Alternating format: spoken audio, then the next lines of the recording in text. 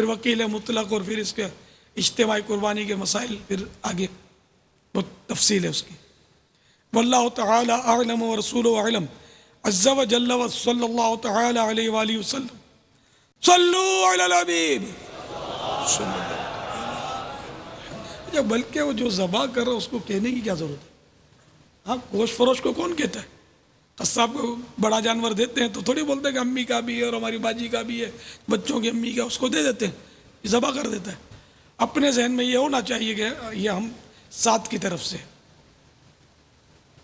गोश्त फरोश को कहने की भी हाजत नहीं है, न ज़ाबिह को हाजत नहीं कहने की, वरना वैसे भी 7 अफराद थोड़ी मिलके ज़बा कर दे, करता तो एक ही है, ज़्यादा ज़्यादा है कि दूसरा हाथ इस पर रख देता है। तो अब दूसरे ने भी हाथ रखा तो अब दोनों पर यह ज़रूरी है कि बिस्मिल्लाह पढ़ें। अगर इनमें से एक ने भी ये सोचकर बिस्मिल्लाह तर्क की कि अगला कह तो रहा है मुझे कहने की क्या ज़रूरत है, तो जानवर हराम हो जाएगा। तो अगर भूल गए, दोनों ही भूल गए कहना बिस्मिल्लाह, तब भी जानवर हलाल है, भूलने में हरज नहीं है। वल्लाहु तआला अअलम व रसूलुहु अअलम अज़्ज़ा व जल्ल व सल्लल्लाहु तआला अलैहि व आलिहि वसल्लम। सल्लू अलल हबीब। अस्सलाम वालेकुम। वालेकुम अस्सलाम। मैं इटली से बोल रहा हूँ और पापा जान से ये पूछना चाहता हूँ कि मैं खुद कुर्बानी नहीं करता, पैसे माँ बाप को भेजता हूँ और वो अपने नाम की कुर्बानी करते हैं, इसमें कोई हर्ज तो नहीं? अगर आप खुद कुर्बानी आप पर वाजिब है और अपनी कुर्बानी नहीं करते तब तो ज़ाहिर गुनाहगार होंगे, और माँ बाप को अगर पैसे इसलिए बेचते हैं कि वो आपका हिस्सा भी कुर्बानी का कर दें, तो ये आपका माँ बाप को वकील करना हुआ, तो इस तरह आपकी कुर्बानी हो जाएगी।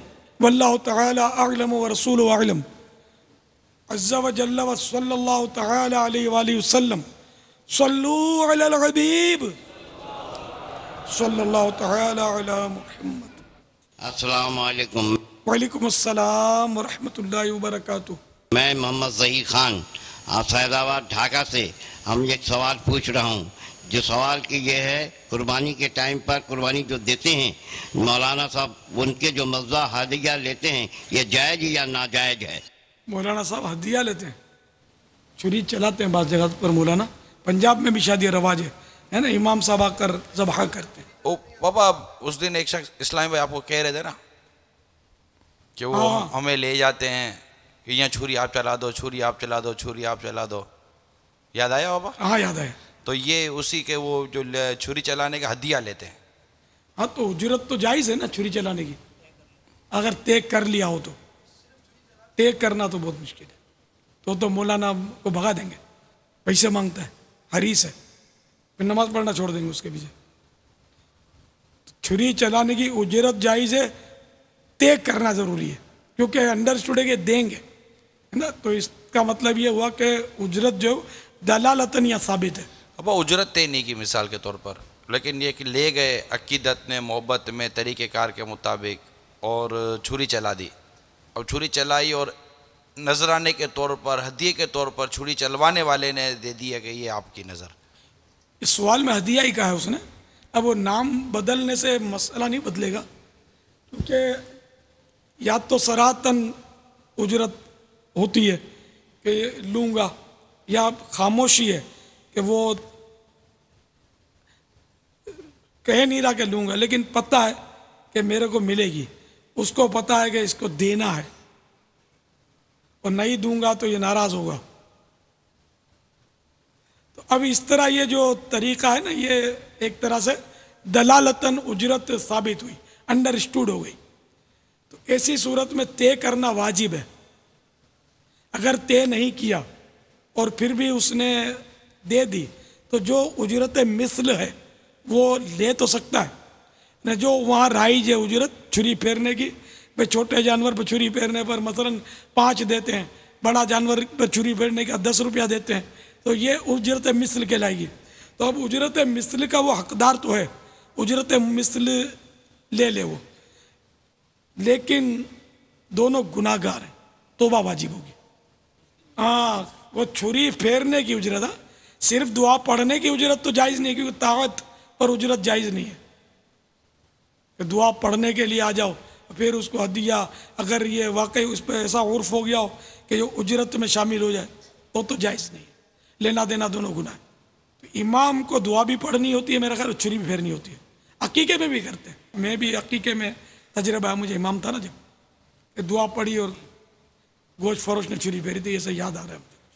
तो अपने को तो उजरत की चाय भी नहीं मिली थी, सब चाय पी रहे थे, मेरे को चाय भी नहीं पिलाई थी, तो यूँ मुझे याद रह गया है। एक बार ऐसा याद आ रहा है, एक पक्का याद है, हाँ, मैं मेरी मस्जिद के करीब, नूर मस्जिद के करीब ऐसा कोई वाक़या हुआ था पड़ोस में, बहुत पुराना वाक़या है। अब तो जो ले गया था वो पता नहीं जिंदा भी हो गया नहीं, क्योंकि मुझसे उम्र में बड़ा था वो मेरे ख्याल में। ना उस पर वाजिब था कि मुझे चाय पिलाए, जाहिर है देखो वो अखलाकी तौर पर होता है ना, जब सब चाय पी रहे हैं तो बोला आप भी पियो, तो वो तवज्जो नहीं होगी बेचारों की, ना उन पर कोई गुनाह इसका, वैसे फीलिंग तो होती है ना आदमी को। मांग ले आदमी, यार चाय तो पिला दो यार। नहीं, बेतकल्लुफी नहीं थी ना, तो इसलिए मांगना भी यहाँ सवाल की सूरत बन रही है। नहीं मांगना चाहिए, ना मांगना नहीं चाहिए, मेरी बेतकल्लुफी नहीं थी। बेशक मेरी मस्जिद के पड़ोसी थे तो क्या हुआ, तो मैं इनके माल का मालिक थोड़ी हो गया वो। नहीं आम तौर पे ये अगर होता हो, बेतकल्लुफी हो तो आदमी मतलब हिम्मत हाँ, कर अगर जाएगा। आपस में एक दूसरे को लेन देन है कि कभी ये पिला देता है कभी आप पिला देते तो मांगने में क्या है, तो ये वो इसमें जिल्लत नहीं है। वहाँ ऐसा था आवाम को थोड़ी बांट रहे थे, कोई खास आपस में ही लोग पी रहे थे, गोश्त फरोश को पिलाई, वो कस्साब को, तो इसमें मैं कैसे बोलूँ मेरे को भी दो, मैंने भी दुआ पढ़ी है, तब तो और मसला हो जाएगा। मांगना नहीं चाहिए, मैं इज्जत भी नहीं है, इंप्रेशन ख़राब पड़ता मांगते तो अपने। अच्छा, अब ये इसमें जैसे कि मौलाना को ले जाते हैं और पैसे देते हैं, आप लोगों के पंजाब में ये है, और तय भी नहीं करते, ठीक है ना। अब इसका हल एक समझ में आया, वो ये कि मौलाना पहले से कह दे, अगर दिल गुर्दे वाला हो तो, कि देखो भाई मैं हाजिर हूँ, सवाब समझ कर ये काम करूँगा, आप इस शर्त पर आऊँगा कि आप मुझे नजराना नहीं दोगे, ये कहते। अब वो भले चुप हो जाए ना, वो चुप हो जाए तो काफ़ी है उसका, नहीं लूँगा, इसरार के साथ कह देगा मैं देखो मैं आ रहा हूँ लेकिन मैं नजराना नहीं लूँगा। अब ये छुरी फेर दी, अब उसने ज़बरदस्ती नजराना दिया तो ठीक है ले ले, बल्कि ज़बरदस्ती ना करे तब भी ले सकता है, क्योंकि इसने तो सराहत कर दी ना कि मैं नहीं लूँगा। ये एक आप लोग जब पंजाब में इमामत करें, जो ये हमारे इस्लामी भाई बैठे हुए, तो ये सूरत बन सकती है पंजाब में जो सुन रहे हो अपने इमाम साहबान, या जहाँ बांग्लादेश में भी हदिया, तो ये तो इंटरनेशनल प्रॉब्लम होगा। पंजाब बांग्लादेश में भी तो तय थोड़ी करता होगा इमाम कि मैं इतने लूँगा और इतने मिलेंगे आपको। ये हमारी मतलब है हमारे माशरे में बदकिस्मती से मायूब है ऐसे मौके पर तय करना, तो वहाँ वाले भी यही करें, मना कर देंगे मैं नहीं लूँगा, बिल्कुल पक्का कर देना, खाली मिन मिन करके नहीं कि वो समझा भी नहीं, मैं नहीं लूँगा, ये नहीं। देखिए भाई मैं हाजिर हूँ, एक नहीं आप 12 कुर्बानियाँ छुरी फिरवाएं मुझसे, मेरे लिए सआदत है, कार खैर है, ये सवाब मिलेगा, सवाब भी मिलेगा उसको, नीयत होगी तो सवाब समझ कर आ रहा हूँ, मगर शर्त यह है कि आप मुझे नजराना नहीं देंगे। देखिए हाँ मैंने बोल दिया मुझे कुछ भी नहीं देंगे आप, पैसे नहीं लूँगा, फिर आप चले गए और फिर उसने दे दिए तो वो लेना जायज़ हो जाएगा। एक वो जहन में बात आती है कि यानी अगर मस्जिद के इमाम साहिबान एक तो हैं, जैसे बड़ा कोई आलिम दीन है, पीर साहब हैं, उनको कोई मोहब्बत अकीदत में बुलाई इस तरह का काम, बिस्मिल्लाह रस्म बिस्मिल्लाह के लिए तकरीब खतना के मौके पर या ज़बा करना है छुरी फेरने के लिए, तो ये तो एक उसकी यानी अकीदत है, बुलाने वाली एजाज़ है। लेकिन आम तौर पर ये जो मस्जिद के आइम्मा को, इमाम साहिबान को या मौज़िन को या इस तरह के खादिम को बुलाते हैं, तो ये मुआशरे में ये नहीं समझा मायूबी जाता है, और ऐसे लोगों का जो है वो तस्करा अच्छा नहीं होता। यानी बिस्मिल्लाह पढ़ाने आए तब भी पैसे मांग रहे हैं, तकरीब खतना में आए तब भी पैसे मांग रहे हैं, कुरान खानी में आए तब भी पैसे मांग रहे हैं, तो इनके लिए अगर कोई जायज़ सूरत बनती भी है तब भी यानी बेहतर तो यही है कि ऐसे कामों से अपने आप को दूर करें कि मजहबी लोग ये छोटे मोटे पैसों के मामलात से सारे मजहबी लोग जो बदनाम होते हैं, तो यहाँ यानी इनको हीले की तलकीन जो है वो अगर कोई जायज़ सूरत बने भी तो ये ख़ुददारी वाली सूरत ऐसी अपनाएं कि मजहबी तबके का गिरा हुआ वक़ार जो है वो दोबारा बढ़े। यही है कि वो ले ही नहीं, वाकई ना ले, ने बोल दिया नहीं लूँगा तो अपनी बात पर कायम रहे, तो वो ज़्यादा गन पॉइंट पर तो देगा नहीं। तो अगर वो नहीं लेगा ना, भले वो जिद करे, आपको लगेगा इसको बुरा लगा है, तो बुरा नहीं लगता, इस तरह 4 आदमी में आपकी नेक नामी करेगा। हमारा मौलाना है यार, मैंने इसको ऐसा मतलब आंखें दिखाई, मैं नाराज हो गया, इस पर गुस्सा आ गया मेरे को। मगर ये मर्द का बच्चा, इसने पैसे पकड़े नहीं, तो फिर आपके पास गैदरिंग होगी दावत इस्लामी के काफिले में इनको सफ़र कराना। वाकई इससे वक़ार तो मजरू होता है लेने से, वो लेने में इंप्रेशन नहीं पड़ता, ना लेने में बड़ा फ़ायदा है। मैं एक बार मस्जिद नबवी शरीफ में बैठा हुआ था, तो एक सेठ गुजरा बहुत बड़ा, तो वो उसको किसी ने मेरा तारुफ करवाया होगा, तो वो मेरे से मिलकर आगे चला गया। फिर उसके साथ जो उसका खादिम था वो मेरे पास आया और उसने मुझे कहा कि ये मेरे सेठ ने आपको 500 रियाल तोहफे में दिए। 500 रियाल की अच्छी रकम बनती है, ग़ालिबन 500 रियाल थे। मैंने 500 रियाल में 11 या 12 रियाल मस्जिद डाले। तो मैंने कहा अपने सेठ को ही दे दो, इसने ये दिया। वो चौंका, वो खादिम था, मुझे जानता था, चौंका, बोला आप ये क्या कर रहे हो? आप इंशाल्लाह ले जाओ, फ़ायदा होगा दावत इस्लामी को। हाँ दावत इस्लामी को फ़ायदा होगा। मैंने कहा फ़ायदा होगा, आप ले जाओ। ये ले गया। नतीजा क्या हुआ? नतीजा ये आया कि वो ठीक मुतासिर हो गया वो सेठ, और उसने उसी खादिम ने, उस खादिम को नहीं, दूसरे खादिम, और जो मुझे दूसरा खादिम भी जानता था, इन्हें नौकर, उनकी दुकान का, दुकान है, फर्म है, उसकी पार्टी था, और एक ड्राइवर, बहुत बड़ी डिब्बा गाड़ी। हम 11 अफराद 11 इस्लाम भाई गए हुए थे उन दिनों, उम्रे का सीज़न था, उम्रे पर गए थे वाया बगदाद। तो वो बहुत बड़ी डब्बा गाड़ी होती ना, वो हमारे पास भेज दी, और ड्राइवर भेजा, आदमी भेजा साथ, बोला ये जब तक ये मौलाना रहेगा वहाँ, इनके साथ ये गाड़ी रहेगी, और जब इनका सफ़र पूरा हो जाए वापस इनको जद्दा, ये जद्दा में था, ये जद्दा शरीफ अपने मकान पे ले आओ। तो हम लोग ज़ियारतों पे गए। मैदान बद्र की हाज़िरी बहुत मुश्किल होती है मुसाफिरों के लिए। हमको वो ड्राइवर बहुत दीवाना था, ड्राइवर इत्तेफाक से पंजाबी था, कोई बहुत माशाल्लाह दीवाना था, नक्शबंदी था, वो दीवाना बहुत था। तो वो हमको मतलब बद्र शरीफ की भी ज़ियारत करवाई, इधर उधर ज़ियारतें करवाई, यूँ हज़ारों रियाल का तो ये फ़ायदा हमको पहुँचा दिया उसने। 500 रियाल छोड़ने की वजह, 500 ही थे। फिर हम सबको वो जद्दा शरीफ से, वो मदीना तैयबा से जद्दा शरीफ ले गया। तो अगर कम से कम उन दिनों 50 रियाल टिकट थे, ज़्यादा भी था, अगर 50 रियाल भी करें तो 550 रियाल ये हो गए, बचत हो गई हमारी। फिर अपने घर पे इन्होंने ठहराया, घर पे ठहराया, हमारी दावत की, खुद अपने हाथों से खाना खिलाया इसने। ये बाज़ मुलाजिमीन बहुत ताज्जुब कर रहे थे कि यार हमारी बात करते हुए हिम्मत नहीं होती, ऐसा हमारा सेठ रोबदार है, और ये इसके पीछे पागलों की तरह ये भाग रहा है। कोई इसने प्याला पड़ के पिलाया इसको, इलियास ने, ऐसा इसका दीवाना हो गया ये।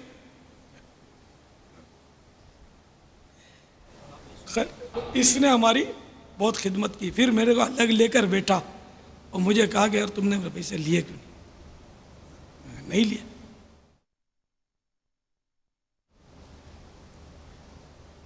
इसने कहा अपना छोटा भाई समझ कर ले लो। मैं नहीं लेता, मुझे नहीं चाहिए।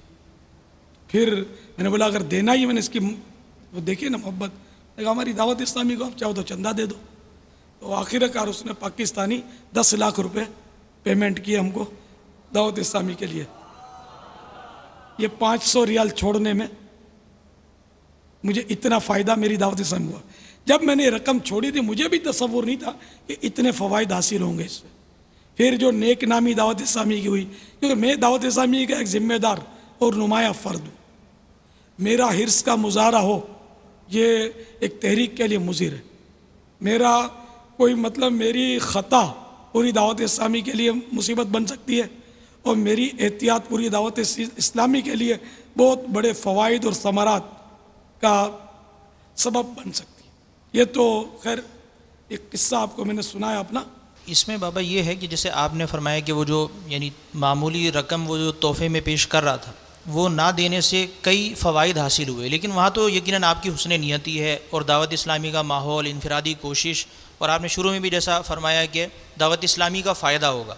तो अब अगर कोई इस तरह का ये हीला बनाए कि मैं छोटी रकम को ठुकराता हूँ और ये बड़े फ़ायदे में अपने ज़ाती तौर पर उठाऊँगा, इससे कोई ये हीला बातिल सीख ले, तो उसकी यानी ये नीयत का जो मामला इन्नमल अमालु बिन्नियात, इस एतबार से कुछ ये तो बहुत मतलब मजमूम बात। कोई ऐसा हीला ना करे कि मुझे ज़्यादा फ़वायद हासिल होंगे यार, ये तो फिर तो इसकी ये नीयत ही अच्छी नहीं है ना।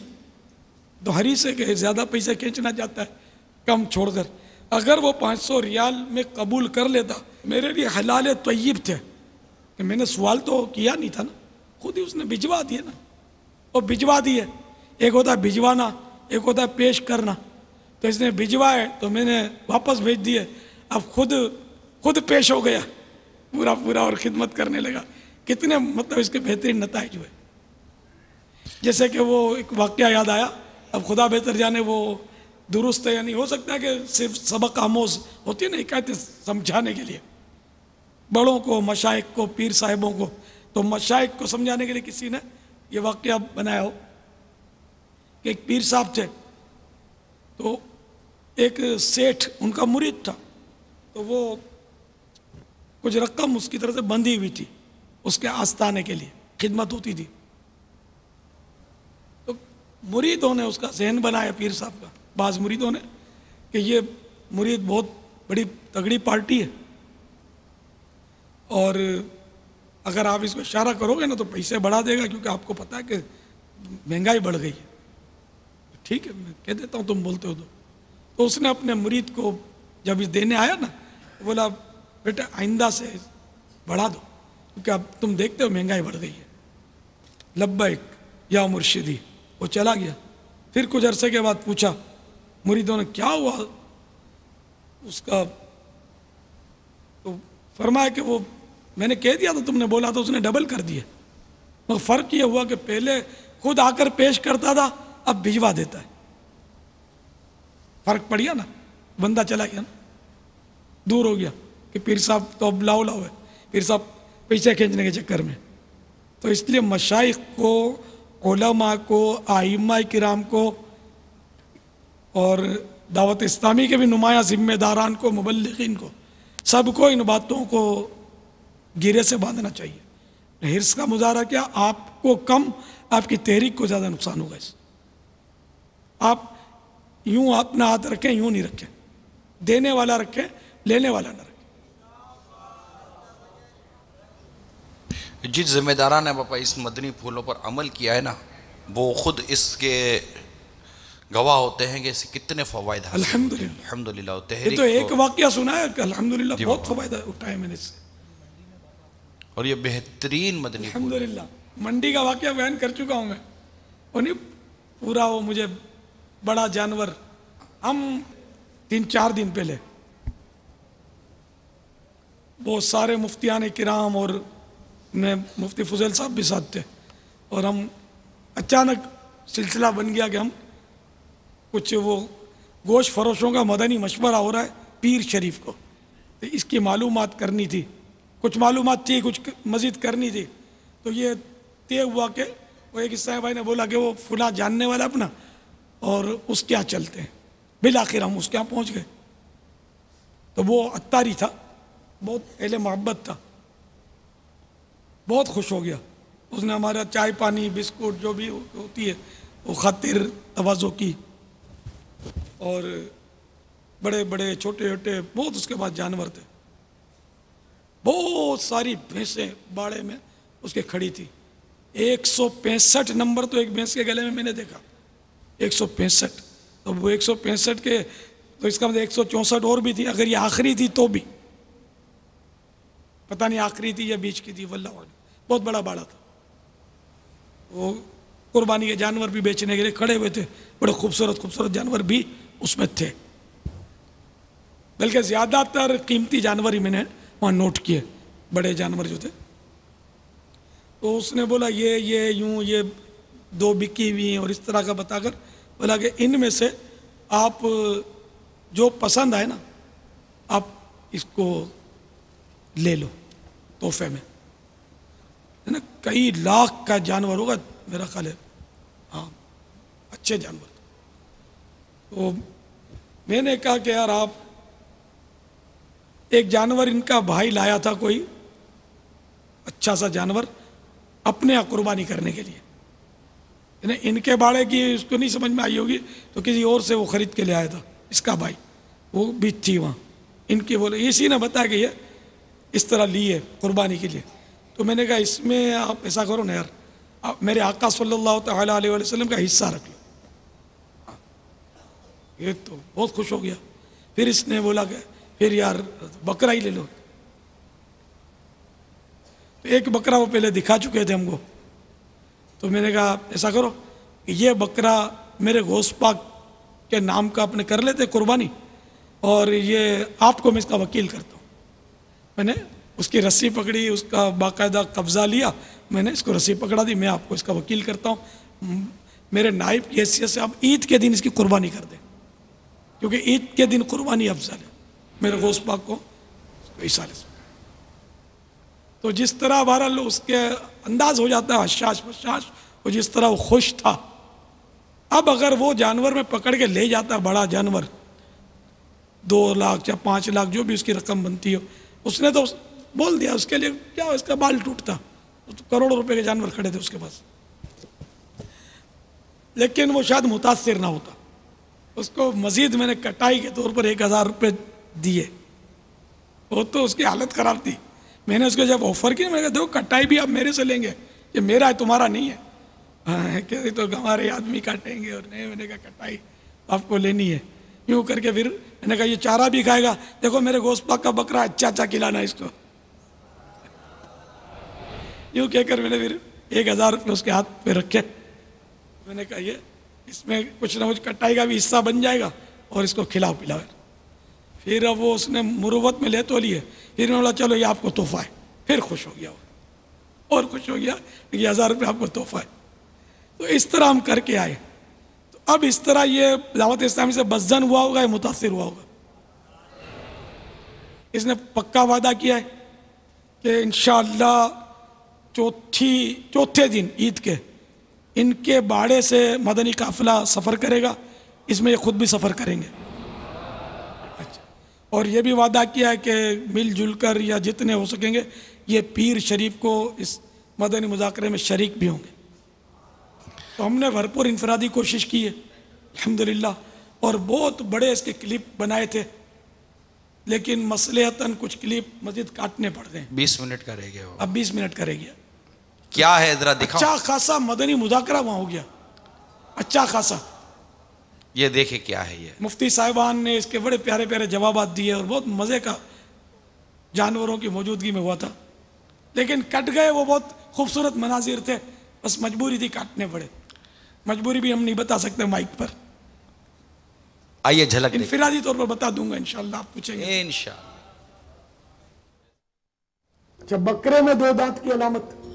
बकरे में 2 दांत की अलामत हमारे पास यही 2 दांत की है। ये ना साल भर का हो गया। गोश्त अच्छा 4 दांत वाले का होता है, गोश्त लजीज गोश्त 4। अच्छा। इसमें से जरा 2 दांत भी लेकर आओ साथ। ये बकरा 4 दांत का है, तो इसकी उम्र कितनी है? ऐसा अभी इसकी उम्र अब चाहे जितनी भी हो, 4 दांत अपने पास से हो गया अभी, चाहे जितने का भी। अच्छा, आपको उम्र नहीं पता? नहीं पता। अच्छा अच्छा, ये सुना है कि कोई यानी कि जानवर को इंजेक्शन लगाते हैं तो फिर वो खूब चारा खाता है तो तगड़ा हो जाता है, जी है ना? तो अब अगर इसको लेकर जाए तो फिर ये चारा नहीं खाता घर पे, ये भी सुना है, जब तक इंजेक्शन ना लगाया जाए। हदीस शरीफ में कि बकरी जन्नती जानवर है, इसकी गर्द झाड़ो। बकरी, बकरा, दुम्बा, भेड़, ये बकरी में सब आ जाता है, जन्नती जानवर। सल्लू अलल हबीब सल्लल्लाहु तआला अला मुहम्मद। बाबा अभी कुछ देर पहले आपने उजरत मिसल इरशाद फरमाया, तो SMS आया है कि उजरत मिसल से क्या मुराद? उजरत मिसल ने वहाँ जो उजरत उन दिनों ली जाती हो उस काम की, ये भी मैंने मिसाल दी थी, जैसे छोटे जानवर पर छुरी फेरने के 5 रुपये वहाँ दिए जाते हों और बड़े जानवर पर छुरी फेरने के 10 रुपये दिए जाते हों, ये वहाँ राई जो इसका उर्फ हो। तो ये इस हवाले से इस मुआमले में उजरत मिस्ल कहलाएगी। सल्लु अलल हबीब सल्लल्लाहु तआला अला मुहम्मद। बापा ये दो सवालात हैं। एक सवाल जो है वो जानवर ख़रीदने वाले का और दूसरा जानवर लोड करने वाले का, मतलब ये दोनों के आपस से ताल्लुकात की वजह से एक साथ सवाल चला रहे हैं कि एक का दूसरे के हवाले से और दूसरे का पहले के हवाले से। बिस्मिल्लाहिर्रहमानिर्रहीम। ये जी ये हम लोग ने माशाल्लाह ऊँट लिया ये मंडी में। 10 दिन घूमने के बाद हम हाला गए, पता नहीं कहाँ गए। इसके बाद ये ऊँट लिया, इतना महंगा ऊँट है। और गाड़ी वालों का ये सूरत हाल है कि ऊँट हमने अगर ये 2 लाख रुपए का ले लिया है तो ये लोग बोलते हैं कि भाई हम जो है ना आपसे 4,000 रुपये लेंगे। हालांकि यहाँ की 1,000 रुपये गाड़ी का किराया बनता है, 4,000 रुपये मांग रहे हैं। ऊँट चढ़ाने वाले कहते हैं भाई हम जो है ना 2,000 रुपये लेंगे। ऊँट चढ़ाने के 200 रुपये होते हैं। अगर छोटा ऊँट लें तो ये इतने बोलते हैं, बड़ा ऊँट लें तो ये रेट बढ़ा देते हैं अपने। अब ये माशाल्लाह मेरा तो शौक़ है, मैं कुर्बानी के लिए ले रहा हूँ, इस वजह से मेरा तो शौक़ है। मैंने इसको सजाया भी है, उसको ऊँट भी लिया है। लेकिन यहाँ जो है ना जो देखता है सलाम करने के भी पैसे हैं, यहाँ पानी के भी पैसे हैं मंडी में, हर चीज़। अभी मैंने ये जो है ना चारा लिया है यहाँ से, तो ये बोरी जो है ना 300 रुपये की थी पिछले साल। अब ये जो है ना 2,000 रुपये की एक बोरी दे रहे हैं। 300 में और 2,000 में कितना फ़र्क है। तो हज़रत साहब मेरा आपसे ये सवाल है कि मैंने इतना महंगा ऊँट लिया है, ये जो है ना इतनी इन लोगों ने महंगाई करी हुई है, तो इस बारे में ये आप क्या कहते हैं? अस्सलामु अलैकुम। वालेकुम अस्सलाम। मौलाना साहब मेरा आपसे ये सवाल है कि यहाँ पर लोग जानवर तो बहुत महंगे ख़रीद कर ले आते हैं और हमें किराया नहीं देते। बाहर से आते हैं तो हमारे से बहुत सारे पैसे ले लिए जाते हैं और अंदर आते हैं तो बोलते हैं हम लोगों ने जानवर इतने महंगे ख़रीदे, अंदर उनको भी दे दिया, इधर भी दे दें, हम कहाँ जाएँ? और हम कहाँ जाएँ? हम भी तो इंसान हैं। कहाँ जाएँ? मदीने। मदीने के खित्ते खुदा तुझको रखे, मदीने के खित्ते खुदा तुझको रखे, गरीबों फकीरों के ठहराने वाले, गरीबों फकीरों के ठहराने वाले। तो जिसको कहीं ठिकाना ना मिले वो मदीने जाए। कहाँ जाए? कहाँ जाए भाई? कहाँ जाए? इंशाअल्लाह अज़्ज़ा वजल। इन्होंने अपने शौक से 2 लाख रुपए का ऊँट लिया। सवाल में जो कहा, अब वो मजदूरी और चढ़ाई और उतराई, इसमें ये कंफ्यूज हैं कि ये इन्होंने इतना बढ़ा दिया। पहले इतना था तो ऊँट भी 2 लाख का आम दिनों में नहीं मिलता, ऊँट भी सस्ता होता है आम दिनों में। जब 2 लाख का ऊँट लिया तो इन दिनों हर चीज़ की महंगाई होती है। बकरी ईद जब आएगी तो कटाई भी महंगा हो जाएगी।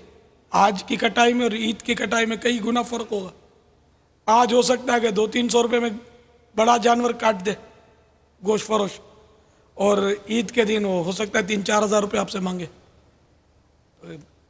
टेम का गेम होता है ना, बोलते हैं। तो आजकल तो ये सब कमाई में लगे हुए हैं। अब अगर वो इस तरह वो मांग रहे कि भाई मैं 2,000 लूँगा, तो ये उसका मुतालबा दुरुस्त है। और ये अगर कहता है मैं 500 दूंगा, तो इसका ये बार्गेनिंग करना ये भी जायज़ है, कम करवाना, ठीक है ना।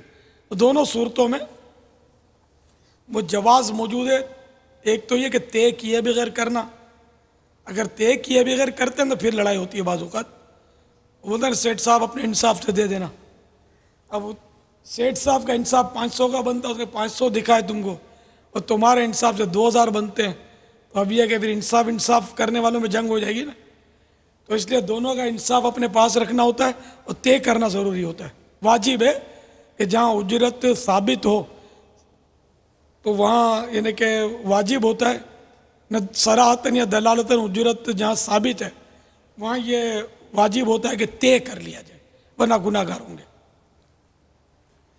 तो इसमें इनकी ये फरियाद थी। तो अब इसमें जाहिर है कि मैं ना काजी हूँ, ना हाकिम हूँ, ना गवर्नमेंट, ना किसी की चलती है। ये तो हर चीज़ आजकल महंगी हो ही रही है। अब पिछले दिनों हमारे यहाँ सैलाब आया, अल्लाह ताला हमारी हिफाजत फरमाए। तो इसमें बहुत सारे मवेशी भी यकीनन डूबे होंगे, खेतियां तबाह हो गई और अरबों रुपए का नुकसान हुआ होगा। तो इस सूरत में ये महंगाई तो होनी ही होनी थी।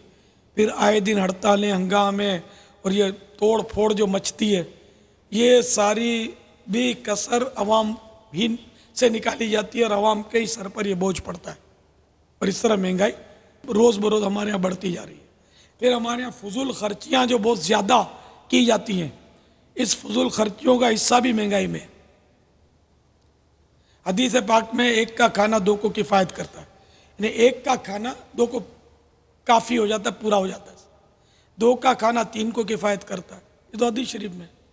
हमारे यहाँ क्या होता है, हम किफ़ायत से ना खाते हैं ना खिलाते हैं, खाते भी डबल पेट करके, और फिर जो बच गया वो किसी के पेट में जाने के बजाय वो कचरा कुंडी पे जाता है। फेंकने का रवाज इतना है कि जिसकी इंतहा। यानी अगर हम फेंकने का हिसाब लगाए ना, एक महीने में कितना हमारे समझो हमारे शहर में कितना खाना ज़ाया होता है, तो मेरा ख्याल है कि इस एक महीने के ज़ाया होने वाले खानों का हिसाब लगाएं तो शायद लाखों का पेट भर जाए। मुझे पता है इतना खाना दावतों में, शादियों में, बल्कि घरों में बर्बाद किया जाता है, इतना फेंका जाता है। बचा हुआ खाना तो ऐसा लगता है जैसे कि दोबारा खाना मायूब ना हो, ऐसा हो गया। तो हर तरफ से मतलब इन्हें प्रेशर पड़ रहा है भाव पर, तो भाव जो है वो उछल उछल उछल कर वो आसमान तक पहुंच गया, बहुत महंगा हो गया, बहुत ऊंचा हो गया भाव हर चीज़ का। अब जो ये फरियाद कर रहे थे कि हमको ये पूरे पैसे नहीं देते, भाव नहीं, हमारे को मजदूरी होती है, तो अब इसमें कि दोनों को थोड़ा थोड़ा थोड़ा झुकना चाहिए, थोड़ा ये झुके थोड़ा हो झुके। भाव ज़्यादा मांगने वालों को चाहिए वो थोड़ा कम मांगे, और देने वालों को भी चाहिए कि इनके साथ शफकत करें। जब इतना कीमती जानवर लिया तो 1000-2000 क्या देखने थे, क्योंकि इनके कमाई के दिन है, रोज़ इनको कौन देगा। जो आम दिनों में ये मजदूरियां नहीं करते वो भी इन दिनों में लग पड़ते, सुजुकियाँ और ये आम लोडिंग अनलोडिंग का काम करते होते। बकरीद के दिनों में पार्ट टाइम वो ये काम कर लेते, चले जाते शाम हमको अपने काम से फारिग होकर, वो जानवर लोड एक का दिन को फेरा मिल गया तो 1000-2000 बेचारों को मिल जाते। तो भले ये भी कमाई यार, सबका भला सबकी खैर, कुल के भले में अपनी खैर। और दोनों को नरमी करनी चाहिए और तय करके हिकमत अमली से ये सब काम करना है। इतना भी ना करें दाम मांगे कि फिर लोग बोलेंगे लूटता है, ये लूटता है, ये बहुत मतलब टेढ़ा आदमी है और खोचड़ा आदमी है। तो इस तरह फिर क्या गीबत के और तोहमत के, बदगुमानियों के और दिल आज़ारियों के दरवाजे खुलते। तो इतनी ज़्यादा उजरत ना मांगे, ऐसी मांगे कि वो अगला भड़के नहीं, चौंके नहीं एकदम, और जो दे रहा है वो भी थोड़ा दिल बड़ा रखे कि अब इतना जानवर लिया, खुशी के दिन है तो चलो इसका भी दिल खुश करो। तो मुसलमान का दिल खुश करना भी कार्य सवाब है। वल्लाहु तआला अअलम व रसूलुहु अअलम अज़्ज़ व जल्ल व सल्लल्लाहु तआला अलैहि व आलिहि वसल्लम सल्लू अलल हबीब सल्लल्लाहु तआला अला मुहम्मद। अस्सलामु अलैकुम। वालेकुम अस्सलाम व रहमतुल्लाहि। प्यारे बाबा जान, मेरा आपसे ये सवाल है कि जब कुर्बानी के जानवर को तकबीर फेरी जाए, वहाँ पर जितने लोग हों सबको तकबीर पढ़नी चाहिए? उमूमन दूसरों के मुंह से भी बिस्मिल्लाह अल्लाह अकबर निकल जाता है, तो निकल गया तो हरज नहीं है, लेकिन तकबीर उसी को कहनी है, अल्लाह का नाम उसी को लेना है कि जो छुरी फेर रहा है। हाँ, अगर किसी ने ऊपर हाथ रख दिया छुरी के तो अब दोनों पर ज़रूरी हो गया कि दोनों ही अल्लाह का नाम लें, यानी तकबीर पढ़ें, दोनों के लिए ज़रूरी है। अगर एक ने भी ये सोचकर अल्लाह का नाम नहीं लिया कि दूसरे ने तो ले लिया, तो जानवर हराम हो जाएगा। दोनों पर ज़रूरी है कि तकबीर कहें। वल्लाहु तआला अअलम व रसूलुहु अअलम अज़्ज़ व जल्ल व सल्लल्लाहु तआला अलैहि व आलिहि वसल्लम सल्लू अलल हबीब सल्लल्लाहु तआला अला मुहम्मद। हज़रत साहब अस्सलाम वालेकुम। वालेकुम अस्सलाम व रहमतुल्लाहि व बरकातहू। मेरा आपसे सवाल ये है, जो भूसा पानी में गीला करते हैं, क्या उसका पानी जानवर को पिला सकते हैं? पानी में भूसा गीला करते हैं, वो पानी जानवर को पिलाने में कोई हर्ज नहीं है, नापाक तो हो नहीं जाता। अगर भूसा पहले से पाक था तो वो पानी पिलाने में कोई हरज नहीं। देखिए ये जवाब दिया सवाल का, इसके आगे पीछे अगर कोई टेक्निक है तो मुझे नहीं पता। जैसे बेसिन खिलाते हैं जानवर को, बेसिन यानी चने का आटा खिलाकर फिर पानी पिलाते हैं, इससे उसका पेट फूल जाता है। और फिर ये धोखे से वो जानवर को इस तरह बेचते हैं कि बहुत जानदार शानदार जानवर है, या वजन से बेचते हैं इसको, तो वजन से भी बिकता है ना फार्मी जानवर, तो ये इस तरह वजन बढ़ाने के लिए ऐसी टेक्निक करते हैं। तो अगर ये टेक्निक है तो फिर ये धोखा है। अगर इस मकसद के लिए उसको भूसे का पानी पिलाया जाता है, इसका पेट फूल जाएगा, वजन बढ़ जाएगा, और हम इस तरह धोखे से इसको बेच देंगे, तो गुनाह है। वल्लाहु तआला अअलम व रसूलुहु अअलम। अज़्ज़ा व जल्ल व सल्लल्लाहु तआला अलैहि व आलिहि वसल्लम। सल्लू अलल हबीब सल्लल्लाहु तआला अला मुहम्मद।